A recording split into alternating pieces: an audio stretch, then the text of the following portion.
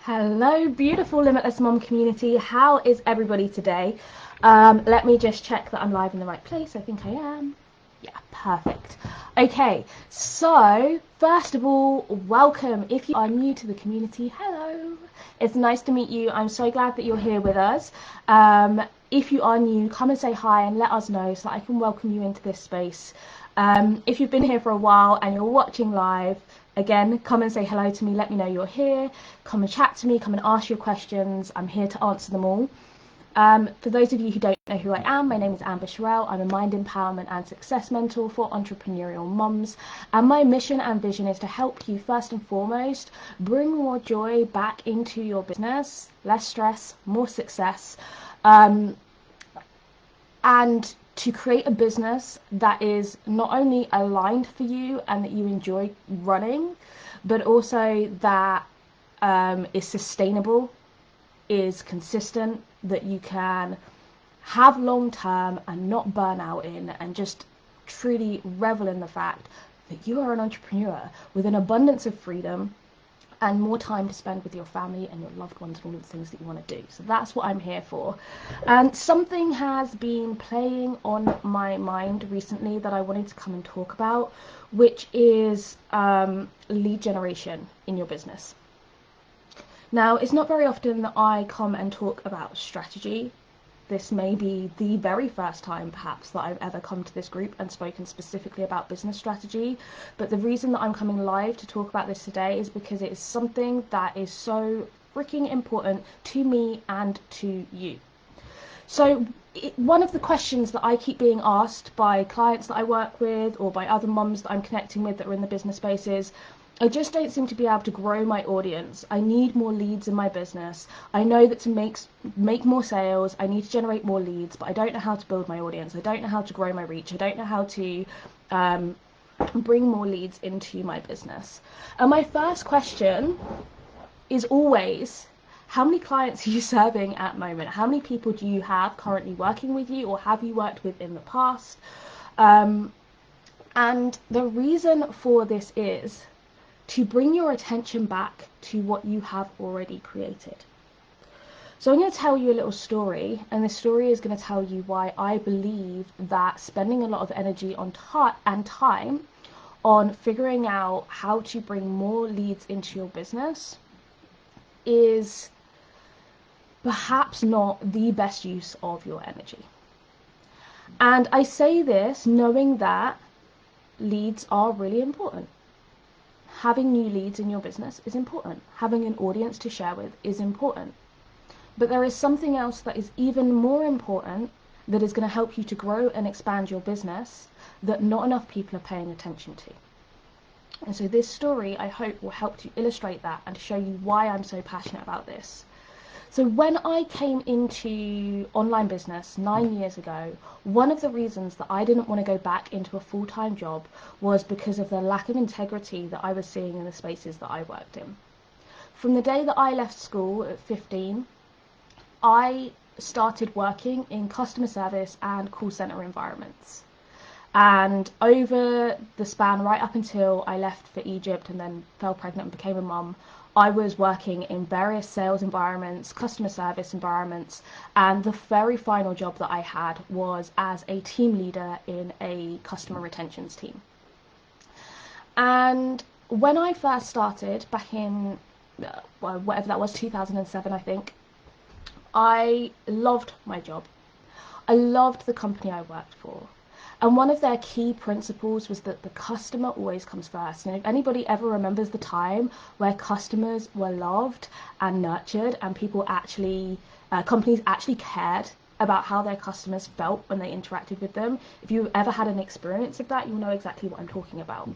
Because everything that I was taught about customer service was find a win-win for both of you. Listen to what that client is saying to you.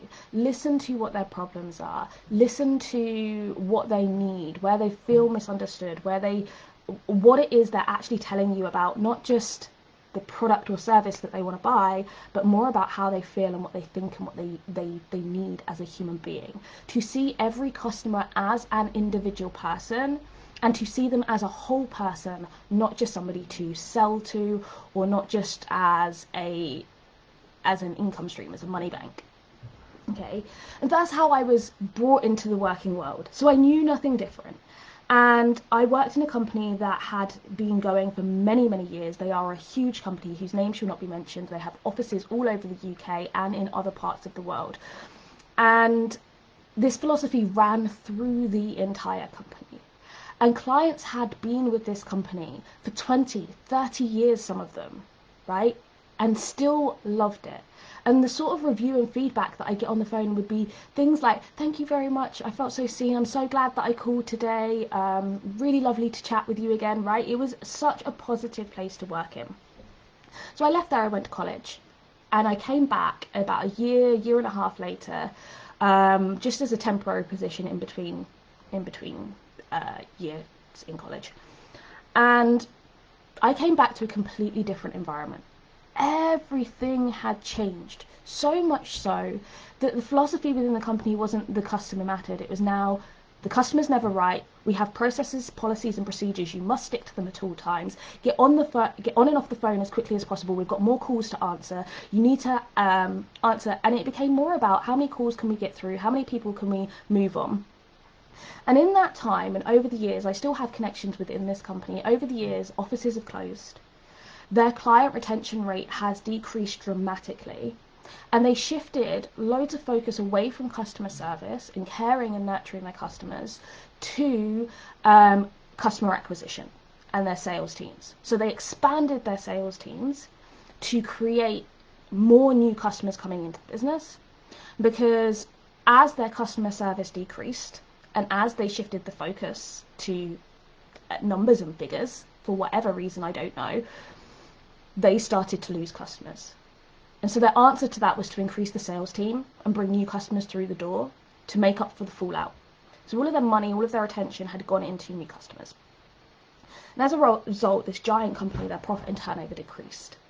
Their staff retention rates decreased because staff didn't like working there. They were being asked every single day to move out of integrity with themselves. They were being asked not to see customers and as people, as whole people, but rather as numbers on a board and a screen in front of them. And it dehumanized the entire centre. So when I went back, I couldn't have hated this place more. I couldn't have hated my job more. And I left there pretty quickly. I moved into other jobs and other roles in other companies. And across the board, the companies that I enjoyed working in most were those that cared about the customers. And the companies that I hated working in were those that had zero integrity, that were lying, not replying, not doing the things that they would say they would do, and that was praised, right? The staff were praised for how much money they could squeeze out of somebody. Now, I've spent 8 minutes talking about this, but it's really important to understand. What happened to that giant, huge, profitable company is that they lost their reputation. And what was giving them consistent, huge consistency in their revenue in the beginning was their customer care. There were so many other companies providing the product that they provide and the services that they provide. But their brand had become so big because they cared about the people. As soon as they stopped caring about the people, their reputation decreased. Their sales decreased. Their income and turnover decreased. And as a result, their company suffered.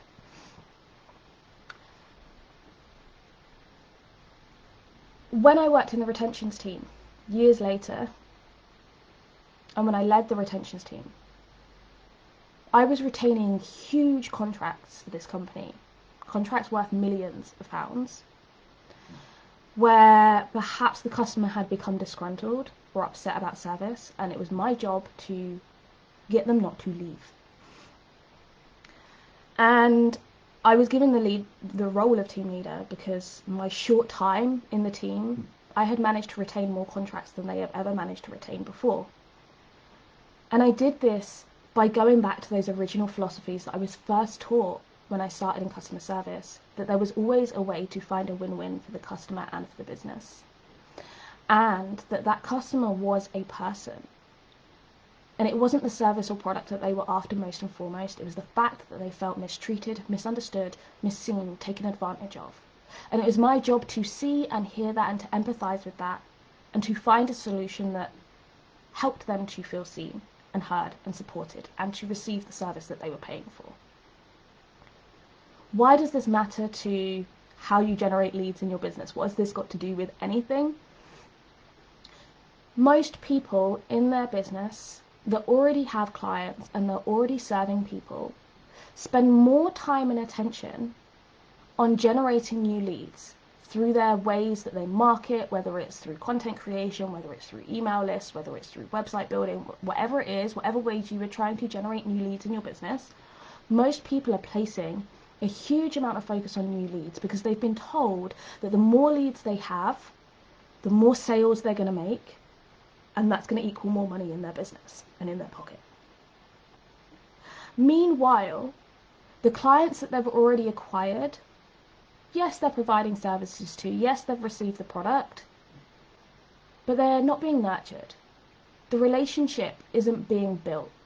They're not always still feeling seen and heard and understood. So many people are placing so much attention on acquiring new people and forgetting that their existing clients bring the most consistency in their business. So one of the things that I've really focused on ever since I started working in the online world was client retention, because it's what I knew, right? It's what I understood. And what I've realized is that since I even started this coaching practice, since I started the Limitless Moms community, since I started the Academy, or before that, the Joyful Mum Life Equation, I have had consistency in the people that work with me. They work with me in three ways. They either come to me and they're inside the membership and they're there and they've stayed for a really long period of time. I don't have huge numbers inside the membership. I've got 32 women inside of the membership space, and not all of those women are active in there. But the ones that are active, I have incredible relationships with. And they get incredible value. And they know where I am. And I talk to them regularly. And I'm connected with them regularly. I nurture those relationships. And as a result, I feel really good. I love the women that I work with. I have the most aligned clients. And if any of those are watching, they'll know that I'm talking to you. I love you all. You're all incredible. Okay? They stay because of the experience that they have, because of the value they get, because of the transformation they get, because of the connection that they have within the community and with each other, and also because I care. Because I deeply, truly care, and I move in integrity with my values, and I spend time in those spaces and with those people and on those relationships to truly hear and see and understand them so that I can meet them where they're at, and so that I can actually truly support and serve them. I also have people that come and work with me one-to-one. And when I talk about client retention, I'm not talking about holding a one-to-one client forever. I'm talking about the fact that when they reach a new level, or there is something else, you know, they've gone through a program with you that's come to an end, they've finished, they've left, they've got everything they needed, they're happy, they're excited, they feel nurtured, they've had a really good relationship with you, they've gotten everything that they've come for out of the program, product, service. And I know each and every single one of you building products and services in this space has something that is valuable, that is needed, that will create massive impact in whatever way you serve people in their lives or businesses, that matters and that they need and that you can deliver beautifully. There's no reason why people shouldn't have incredible experiences working with you. And so maybe it's 6 months down the line, they've got a new goal or a new project, and they come back again to work with me one-to-one. Or perhaps I launch a new product or service that addresses another struggle that they are currently having. And they'll come back and work again because they had that positive experience. 3, they make referrals. So even if they no longer work with me, I still nurture the relationships with my existing clients. I still talk to them and connect with them regularly. I still nurture them in various different ways through this space, through DMs and Messenger, through emails, through various different means do I nurture those. But I keep that relation alive. I keep that relationship alive because some of the best clients, most aligned clients that I've ever worked with have come through my referrals, through clients that have worked with me before. New leads are often the hardest people to sell to. I can't remember the exact statistics on this, and I'll have to go and find it so I can share it with you guys. But most people, clients that have worked with you and have had a good experience and got everything that they received to, are more likely to buy from you again in the future than is a brand new person just coming across you for the first time ever. They're also more likely to refer people to you. And think about your own experience with this. You don't have to look very far. If you look back to your own experience of a product or service that you've purchased and used, how much more likely are you to talk about it to other people, to rave about it to your friends, for someone to come to you and say, hey, I need a copywriter, and you're like, I work with a fabulous copywriter, I'll give her your name, this is my experience with them, this is what working with them is like, here's their website, go and check them out. When you're just new to somebody's circle, when you are a new audience member, when you've just signed up to someone's email list, that conversation that you have with your friends, you might say, oh, I signed up to this the other day, you might want to check it out. But the weight behind that, the excitement behind that, the ability to be able to say, I know this person, I know their work, isn't there. It's not the same. So that person might bring you some new leads, sure. But the person who has actually worked with you and used your services is far more likely to buy from you again and is far more likely to refer clients to you. So if you are not nurturing your existing client base, who are perhaps one of the most profitable aspects of your business, and you are not seeing them as whole people, and you are not keeping those relationships alive, then you are losing out on a huge potential to generate more income in your business consistently than you would if you were spending that same amount of time trying to generate more leads. Leads are important, but don't neglect the clients that you already have, because they are your reputation, they are your referrals, they are already invested in you, they already care about what you do, they already value what you do, they already value your work, and they see your worth. And I say this is not from a point to, and any of my existing clients watching this know this, I care about each and every single one of them. It's not a false intention. So this is the other piece. I see people creating relationships that are inauthentic, where they pretend to listen, they pretend to care, they pretend to understand. And if you're creating an aligned business that is soul-led, where the purpose comes from the heart, where the services that you provide, there is a reason behind why you provide those services, why you are the person to deliver what you deliver. And there'll be a level of care and intentionality in that. And so if you are coming from that space in every interaction that you have, that's going to come through in your relationships.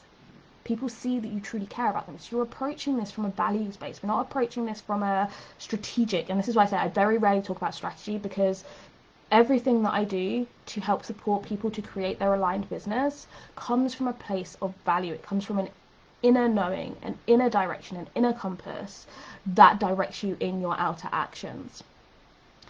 If you are following strategies simply because somebody's written it on a piece of paper and tells you that this is going to get you more money, and that strategy doesn't feel good within you, it feels that it drains your energy or it compromises your morals or your values, then you're not going to find joy in your business. If you're in this space with me, then I can guarantee that you care about people and that you care about the service that you provide and you care about the work that you do. And if that's the case, then you want to start going back to what are my values and how am I delivering that with my client. So I'm going off on a bit of a tangent here, but I'm hoping through this and what I'm sharing with you today, you can start to see that you cannot neglect your existing client base. in favor of bringing new leads into your business and expect to create consistency and sustainability. If we very, very quickly, before I jump off, look at the flip side of this, the flip side of everything I've said, if you are neglecting your existing clients and they don't have a positive experience with you, perhaps they don't ever make it to the end of your course or your program, they stop showing up, they start complaining, you might start to get refund requests, or they might simply stop communicating with you. If that happens, how likely are they to buy from you again? How likely are they to recommend your services? And third of all, something I learned in a business masterclass, I think it was with Darren Hardy, I'm pretty sure this was with Darren Hardy, but don't quote me on that. One of the things that he spoke about was how people are so much more ready to talk about their negative experiences than they are their positive ones. So whilst, yes, people will refer you and people will talk positively about their experiences with you, if they've had a negative experience, people hold on to stuff for a really long time. A lot of the work that we do in the academy is about releasing some of the emotions and angers and frustrations that we've kept inside of us for a really long time, right? We talk about this a lot. We talk about the letting go piece. People hold on to stuff for a really long time, and if they've had an experience that hasn't left them feeling good, it hasn't left them feeling valued, if they haven't got the service that they wanted or provided, then they're much more likely to be loud and to talk about that and to share their disgruntlement than they are to see the positives that they did get and to share those. What does that mean for you? This means that it's a very quick way to destroy your reputation and to decrease the consistency in your income. It's a very quick way for even your new leads to come across people that are unhappy with your services and for them to decide not to buy. So even if you're then bringing in new leads into your business, the trust factor may have been damaged slightly. Now, I'm not saying you're never going to get a bad review, or you're never going to get someone with a refund request, or you're never going to get somebody that's unhappy. And I'm also not saying that you compromise on your boundaries in your business. It's about knowing what those boundaries are, and as any good relationship, communicating them, but with an open understanding, with the ability to receive and hear and learn, with the ability to meet your client where they are, with the ability to show them how what you provide them is giving them what they need, etc. It's about the relationship piece. It's about how we talk and how we communicate, how we build connection with other people.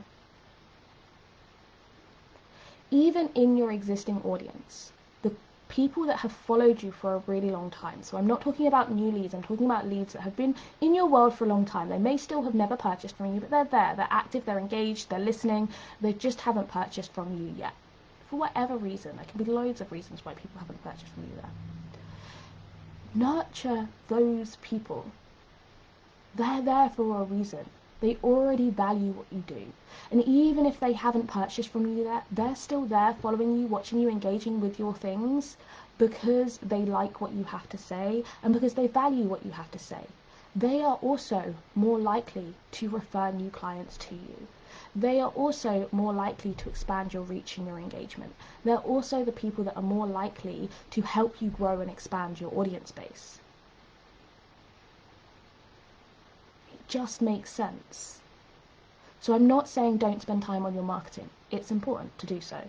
But I am saying, how are you moving in integrity in your business? How are you nurturing your existing client base? And how are you nurturing your existing audience and lead base? That is what's going to create consistency in your income and in your sales.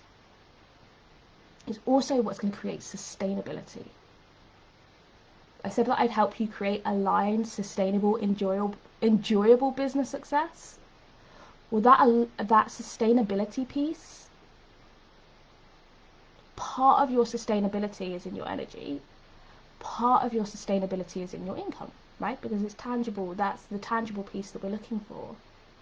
That sustainability in your income, if you have happy repeat clients or happy continuing clients or happy referrals coming through, there's a consistent revenue stream. Much more reliable, much more engaged, much more ready to purchase much happier to continue working with you, because they are loved, seen, heard, and understood, and receive what they came to receive. That's the foundation. And then the expansion piece, yes, then we start to expand our audience. And we bring a new lead in. And we nurture them all the way through their entire client and customer journey and beyond. Because they matter, because they're important, because everybody is a person, a whole person. But don't forget that piece. So I can't see any comments. I don't know if anyone hopped on and commented and said hi, and I'm sorry if I didn't see you. I'm going to go to the actual live very quickly before I jump off, just to see if there's any questions at all. Good morning, Jessica. Sorry, sweetheart, I didn't see your message. Hi, Tanya.